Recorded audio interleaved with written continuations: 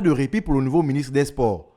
Après être entré officiellement en fonction, le docteur André-Jacques Augan s'imprègne des dossiers urgents sur le plan national, mais également la participation des équipes nationales aux Jeux internationaux.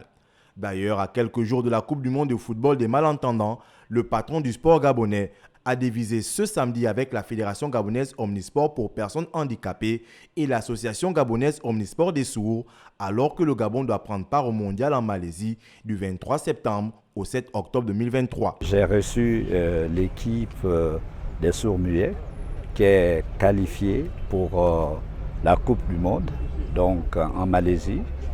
Il était de mon devoir de recevoir cette équipe puisque cette Coupe du monde devait commencer normalement à partir du 23.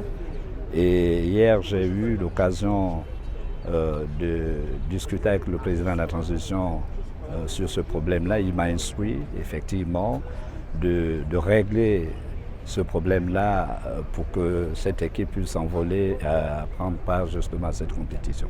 Une réunion de mise au point entre toutes les parties prenantes et au cours de laquelle tous les aspects liés à la préparation de l'équipe ont été passés au peigne fin pour une participation optimale, alors que le Gabon affronte les États-Unis, le Japon et l'Ukraine dans la poule E. Je suis très heureux.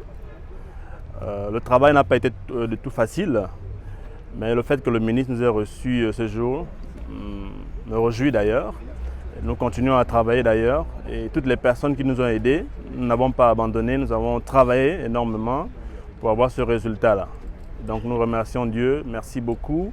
Les autorités en charge du sport, en tête desquelles le docteur André-Jacques Augan, sont donc mobilisées pour accompagner les personnes à mobilité réduite qui ont décidé d'utiliser le sport comme moyen d'expression pour s'épanouir.